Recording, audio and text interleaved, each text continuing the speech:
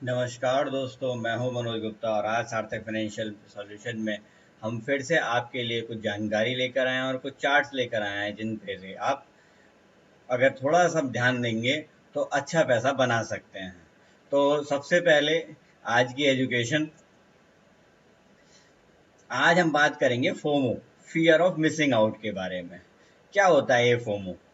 देखिए, अक्सर करके कई बार ऐसा हुआ है हम लोगों के साथ कि हमें कोई चीज़ बहुत अच्छी लगती है और हमें दिख रहा होता है कि वो हाई पे हाई काट रही है ना, या लो पे लो काट रही है, और हम एकदम से उसमें जंप मार देते हैं और वो उसकी लास्ट सपोर्ट या रेजिस्टेंस होती है और वहां से वो रिवर्स हो जाता है।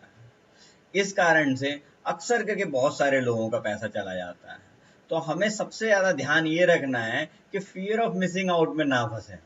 मार्केट में बहुत सारी चीज़ें हैं, एक स्टॉक अगर छूट भी जाएगा तो भी दूसरा, तीसरा, चौथा हमें बहुत सारे पैसे देकर जा सकता है। तो हमेशा ध्यान रखें, फियर ऑफ मिसिंग आउट के कारण फंसे नहीं, अफसोस ना बनाएं।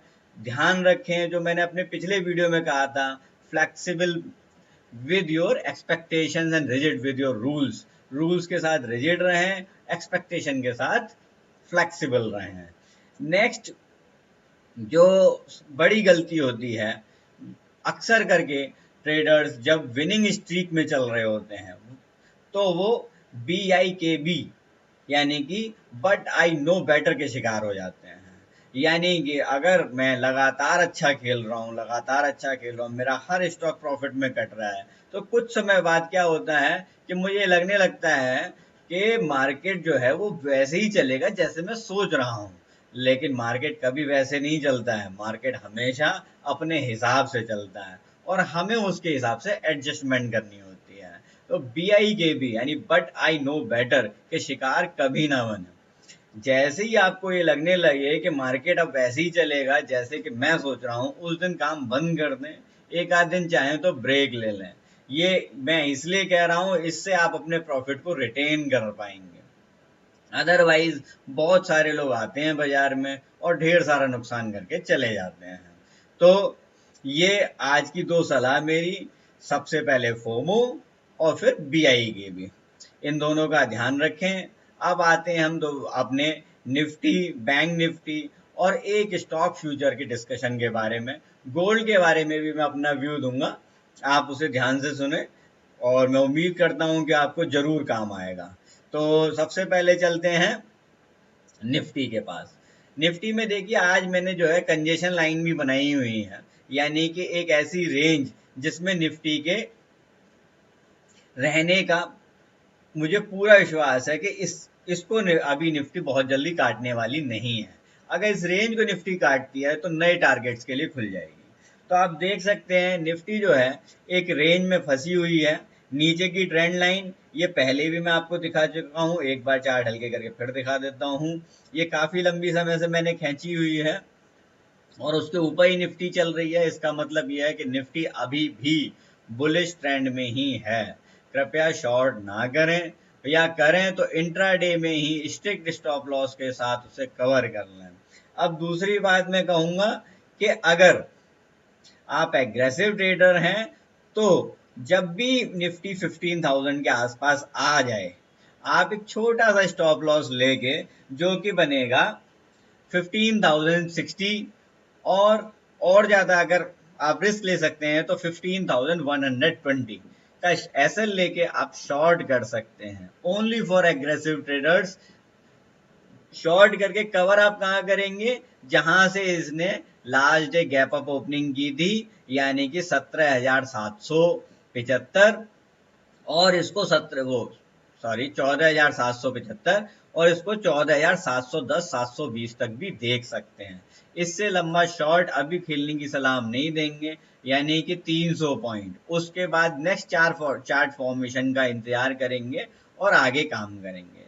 अगर निफ्टी नीचे मिलती है हमें, मान लीजिए हमें 14,700 पे ही मिली है या 14,650 पे मिली है, तो हम 500 का स्टॉप लॉस लेकर, जो इन दोनों कैंडल्स के लो के आसपास ही है, 500 का स्टॉप लॉस लेके या 480 का एसएल लेके हम बड़े आराम से 800 और 900 के टारगेट के लिए लॉन्ग खेल सकते हैं।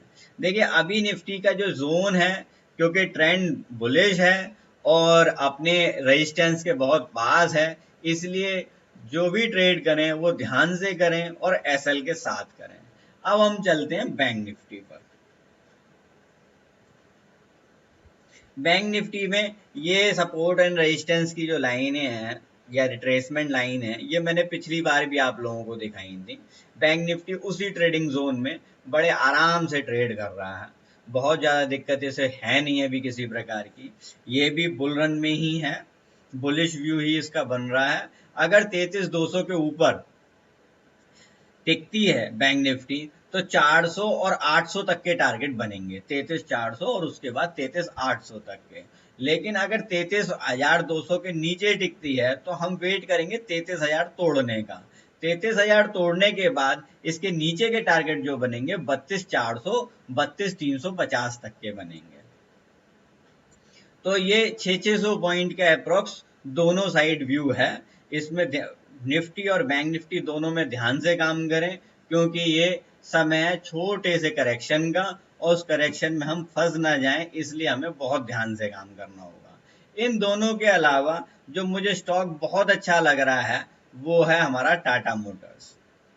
टाटा मोटर बहुत लंबे समय से एक जोन में कंसोलिडेट कर रहा है, ये नीचे जाता है तो ये 280 तक पहुंच जाता है और ऊपर जाता है तो ये नॉर्मली 320 321 तक जाता है। तो 280 से 320 की इसने एक टाइट रेंज बनाई हुई है। ट्रेंड इसका बुलिश ही है, ये इसका डेली चार्ट है। वीकली पे देखेंगे तो भी ये देखिए फ्लैग पैटर्न बना रहा है और इसके कभी भी ब्रेकआउट दे सकता है। ये यहाँ से अगर ब्रेकआउट देता है तो इसका पहला टारगेट 340 का है। अगर आप पोजिशनल बाय करके रखना चाहते हैं तो it's a very good stock. 278 का स्टॉप लॉस लेंगे और लॉन्ग रखेंगे कम से कम 340 के लिए, और अगर ये 340 के ऊपर 3 दिन क्लोज हो जाता है तो 380 और हो सकता है हमें 400 तक के टारगेट बड़े आराम से मिले। हिंडेल्को के बाद अगर किसी स्टॉक के बहुत तेज चलने की, अगर आप हिंडेल्को छूट गया है, टाटा स्टील छूट गया है, तो किसी स्टॉक के बहुत तेजी से चलने की उम्मीद है तो वो है टाटा मोटर्स। यहाँ देखिए मंथली चार्ट पे 425 भी इसमें मुश्किल नहीं दिख रहा है। एसएल 278 का है, अगर 278 के नीचे क्लोजिंग लेता है तो आप इसे काट कर जाएं, इसमें फिर मैं बाइंग रिकमेंडेशन नहीं दूंगा। तो ये टाटा मोटर्स के बारे में। इनके अलावा छोटा सा डिस्कशन गोल्ड के बारे में करते हैं। गोल्ड एक ऐसा प्रोडक्ट है जो जिसकी मूवमेंट से बड़े बड़े खिलाड़ी भी फेल हो जाते हैं। तो गोल्ड ने पिछली बार बड़ा अच्छा मूवमेंट दिखाया, एक रेंज में रहा, लेकिन लास्ट 2 डेज में इसने वो रेंज तोड़ी। ये 47,300 के ऊपर जैसे ही गया, ये 47,300 से सीधे 48,000 रुपये इसने मारे। तो जिन लोगों ने मेरे पिछले एसएल का ध्यान रखा था और पोजीशन रिवर्स कर ली, उन लोगों को 700 पॉइंट मिले हैं, और जिन्होंने नहीं की वो नुकसान में रहे हैं। अब आगे क्या करना है? आगे आप इसमें फिर से शॉर्ट ले सकते हैं। मैंने जो शॉर्ट क्रिएट किया वो 47,950 के लगभग किया है, 940 950, और मेरा एसएल जो है वो 48,200 का है। अगर 48,200 ये तोड़ देता है तो मैं पूरे 49,000 का वेट करूंगा और उसके बाद भी शॉर्ट सिग्नल आने का वेट करूंगा, यानी कि ये प्योरली बुलिश में चला जाएगा। तो अभी लेकिन हाँ, ये अगर जो रिस्की ट्रेडर्स हैं और जिन्हें अच्छा प्रॉफिट कमाना है वो बहुत आराम से 48,150 48,200 का क्लोजिंग बेसिस पे एसएल लेंगे और शॉर्ट पोजीशन बनाएंगे। इस शॉर्ट का पहला टारगेट वही 47,300 का होगा, दूसरा टारगेट होगा 46,750 760 का, क्योंकि उसके बाद ही इसने रिवर्स मारा था, और तीसरा टारगेट हम 46,500 520 का रखेंगे।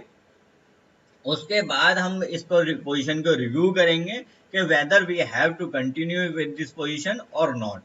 तो आप ये जो भी जानकारी मैंने दी है इसको ध्यान से सुने, लेवल्स को नोट कर लें और उन्हीं के हिसाब से काम करें। बिल्कुल भी डरे नहीं, घबराएं नहीं, बाजार में बहुत पैसा है, सिर्फ बनाने वाला चाहिए। और अधिक जानकारी के लिए आप लोग हमें कांटेक्ट कर सकते हैं। ये हमारे नंबर्स हैं जिन पर आप कॉल कर सकते हैं। ये फर्स्ट नंबर जो है ये व्हाट्सएप पे एक्टिव भी है, 7678193636। इसके थ्रू आप डेली बेसिस पे कुछ कॉल्स भी ले सकते हैं जो हम फ्रीली लोगों को देते हैं। उसके अलावा अगर किसी कारण से इस पे बात नहीं हो पाए तो दूसरे नंबर पे ट्राई कर सकते हैं, तीसरे पे ट्राई कर सकते हैं। आप हमें मेल कर सकते हैं, हमारी साइट विजिट कर सकते हैं। आज के लिए इतना ही, धन्यवाद।